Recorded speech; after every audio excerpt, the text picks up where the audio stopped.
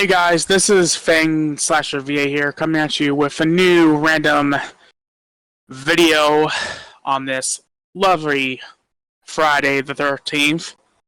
And considering the day it is, and considering the month it is, and considering the holiday at the end of this month, I figured I would talk about something from my past a little bit.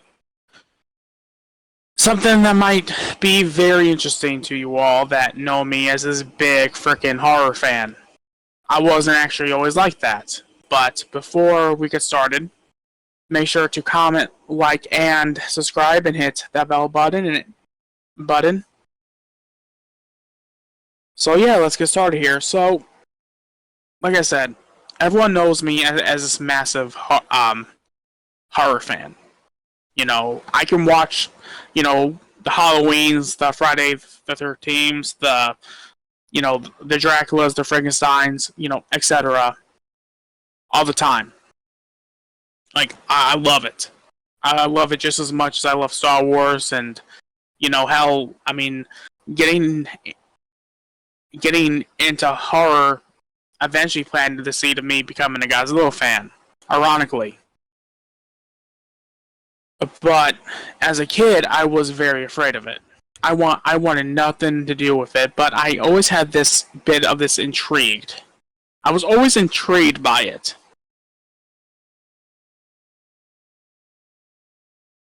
And maybe that's where it starts for a lot of people. But I just wasn't ready yet. So as a kid, on trick-or-treating, I always had my mom. Especially when we got to a certain type of house that went all out on, like, fake webbing, those, I could tell immediately if someone was faking being like a prop that you put on the front porch. I would always know immediately that it's someone, and I already know, as soon as I turn my back to them, that's when they're gonna get up and try to, do what they do, which is the whole point of that whole type of gimmick, is that someone is sitting there, not moving or nothing, but for some reason, I always knew. I always knew. And when I saw, and as a kid, when I saw any of that sort of thing, I always had my mom take my bag up to the house so that she could get the candy for me. I was that afraid, you guys.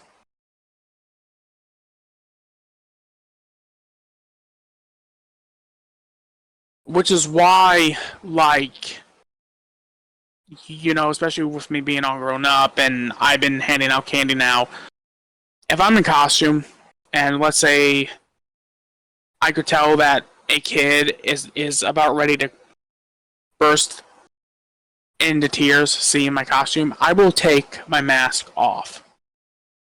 Because growing up, I never had someone do that. And I feel like that would have saved me a lot of issues with trick-or-treating.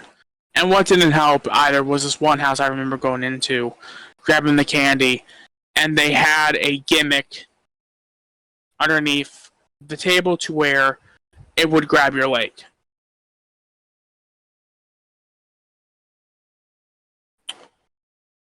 And no, I'm not saying that when it comes to trick-or-treating, like, that sort of, like,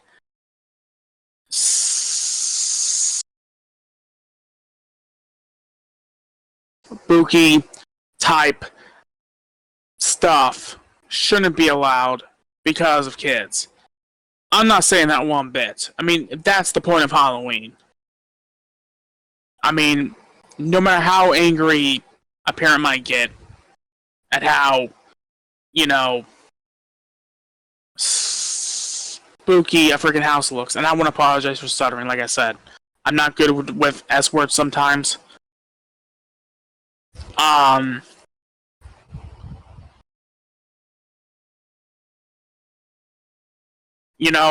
And honestly too, like, ironically, I've gotten to the point. I've gotten to the point to where I think that Halloween has become a bit too quote unquote tame with the costumes and all that. I rarely see any horror themed stuff. If I do, it's always like what I like to call the bootlegged Jason Voorhees. You all know what I mean. It's where every year, and they've always had them. You have the actual licensed Friday the 13th Halloween masks, and then you have the white plain goalie masks that you know exactly what it's based on. But of course, that company did not have the rights, and they couldn't put the red chevrons on it. And there was one year in particular I remember when I was handing out candy with my mom that this kid walks up as what I like to call bootlegged Jason. I was Myers. And I remember clear as day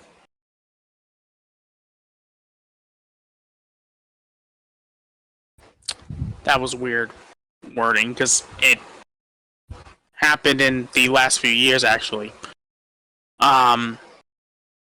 He comes up, he calls me, Michael, because it was Michael Myers. And his dad is just telling him, go on. I mean, he was trying to get his, I guess in a sense it was going to be a quote unquote Michael versus Jason sort of thing, but I wouldn't trust me on this one. I wouldn't even it was all in good fun, but man, at the time I was sitting, and once I stood up and I got to my full height, and I, put my mask on, and before I even took one step down to the stairs, he bolted.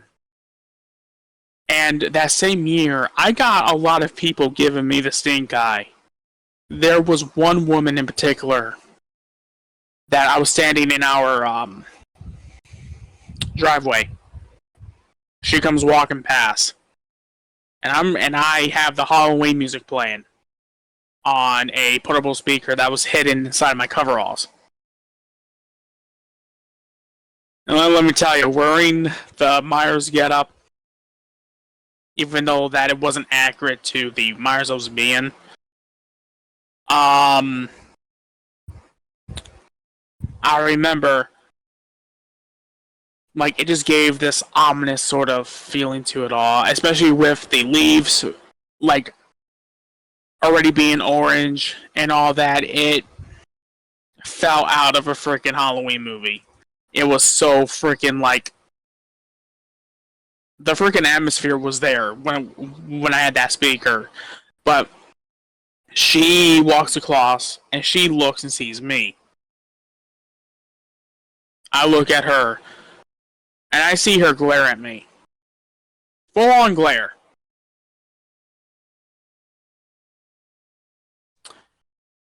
I tilted my head like what Myers does. She literally told her kids to hurry up. I scared her. There was more, that year, there was more adults afraid of me than kids. And something I've learned by being at the convention I go to every year, and also by handing out candy, is that I can always tell if a kid grew up on it, on the horror stuff, or they don't. And it's very obvious. If they're getting scared seeing you and bursting into tears, that is when my mask comes off. there was one year that these group of trick or treaters wanted me to put my mask on, and a big grin just lit up, which is honestly why I cosplay. You know, I like seeing people happy, no matter how old they are. You know, I feel like that's how a lot of cosplayers are. That's why. Quick rant. That's why I don't understand why there are these famous cosplayers like Jessica Negri, like going to conventions and actually, and maybe I'm wrong on this, and if I am, let me know down below, and being paid to take a picture with them in cosplay, because it's like, I remember I remember this year, like somebody asked me if I was charging, I was like, nope, it's all free. I never charge. And that kind of makes me realize that, yeah, there are people out there that will cosplay and will charge for money, especially in like bigger cities. And I can't help but to think, like, why would I charge for dressing up as a fictional character that is licensed?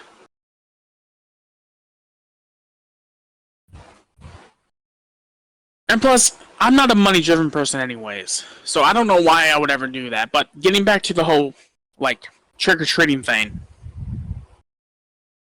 is that, you know, growing up, I was that kid that, you know, if younger me came somehow somehow was transported to the future, or like I was transported to the past, and I had my whole Myers get up or my Leatherface get up, and he saw me, and I could tell like he was starting to get ready to burst into tears, my mask would be coming off. Because one, I never really had that growing up. And honestly too, like, you know, I can't blame them, because, you know, I love freaking the heck out of people. But sometimes though too, what I've learned is it's okay to take a mask off if you can tell that someone can't handle it. But when it comes to adults, yeah, they're freaking adults. I don't need to take my mask off for a adult under normal circumstances. Remember the key word there. If they have something going on with them, if they're like me to where they're autistic, then yes, I will take my mask off for a adult. But it's only when it's not under normal circumstances. But nowadays too, right, you know, we have these whole trunk or treating, and like these, you know, basically Halloween not having enough people wanting to dress up as Myers or Jason Voorhees or Freddy Krueger or Leatherface and all that. And, you know, it does make you wonder how much time has changed.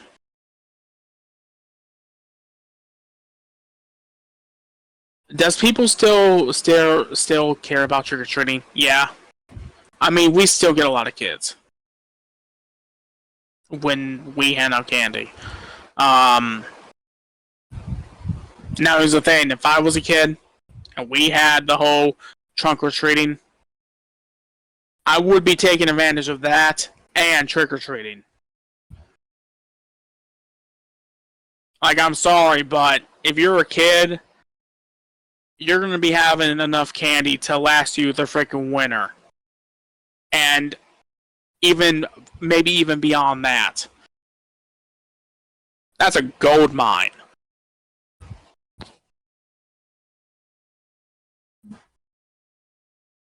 You know, and Halloween has always been one of my favorite holidays, you guys.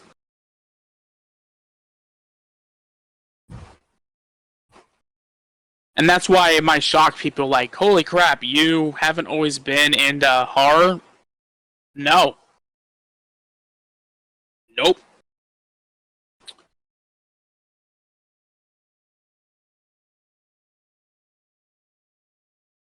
Funny enough, there's still things I can't do. I have a hard time going into haunted houses. I do.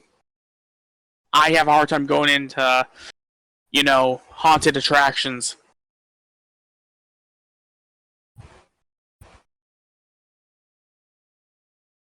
It takes me back to when I was a kid, honestly. I get those. Yeah. It's a shame, too. But it is what it is. I'm sure that I'm not the only horror fan that can't handle it.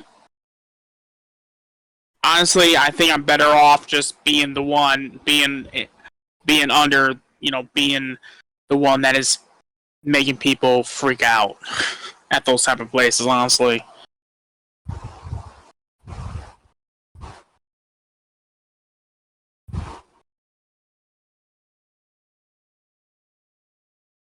So, yeah, I figured I would come in here and talk about Halloween and all that in my history with it. And just in case people are wondering, some of my most favorite costumes growing up, the definitely the pinnacle for me was when my dad actually made me a Tom's costume, because I've always been kind of um overweight since I was a kid. And of course, they had those officially licensed Tom's costumes, and I could never wear them. And I remember the Charmeleon costume that they used to have. I couldn't wear that either.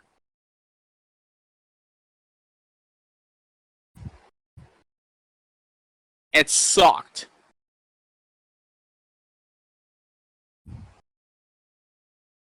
And my dad literally stayed up and made me a cardboard Thomas the Tank Engine costume, because as a kid, that was one of the things I was into. That I always watched that, and I don't care if I freaking expose myself for saying this, but I will sometimes watch those old Thomas episodes.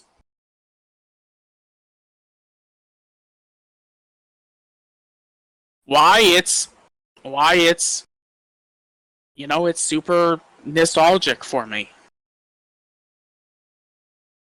The only thing that sucked about that Thomas costume was that I would get so freaking tired of wearing it after a bit. I would take it off to take a break. The second costume I did, that's a pinnacle for me growing up, was my Ben Kenobi costume I had. My dad had this robe that looked, to me as a kid, it looked exactly like Obi-Wan Kenobi's robe from episode 4. And I got the lightsaber, I clipped it onto it, and it worked.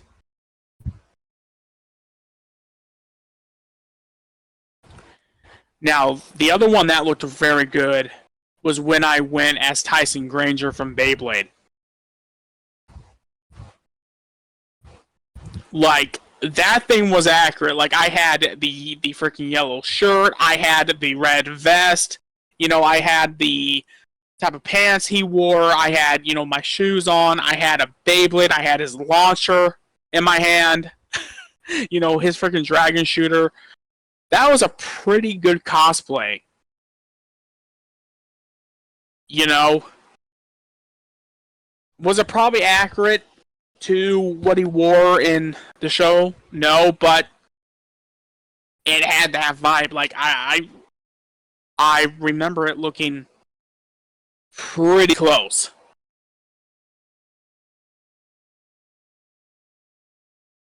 And probably after that, I would probably just say my Grim Reaper costume I had.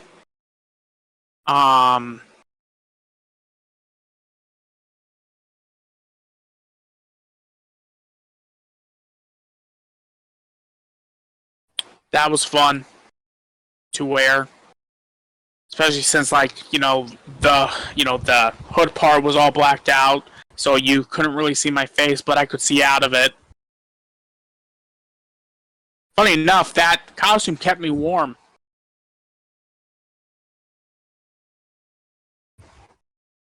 And of course, finally, definitely my Leatherface costume. I would say my Myers, but I don't have the right coveralls, but I do know where to get some more accurate coveralls, especially since I plan on doing H1 Myers. So, and I'm also currently working on, I'm currently going to be revising my remake Leatherface cosplay, and I'm also currently working on one. Actually, today, ironically enough, is Friday the 13th. And if you all hear my dog sneezing, he says he's sorry. Ironically enough, it's Friday the 13th, and without giving too much away, because I might record myself doing the process, I need to get something to paint something.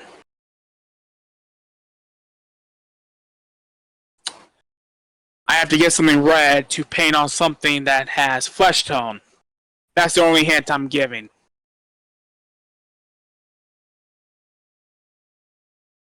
So, with that said, I hope you all enjoy this random video. I'm sorry if it comes out poor quality. I'm tired. It's 2:43 a.m. where I live recording this, so. And plus, the one thing I've learned is that it's okay to have videos that are bad. You know, every channel has them. So, as always, make sure to do what I said in the beginning in the video, and let me know some of your Halloween memories down below. And as always, you guys, take care.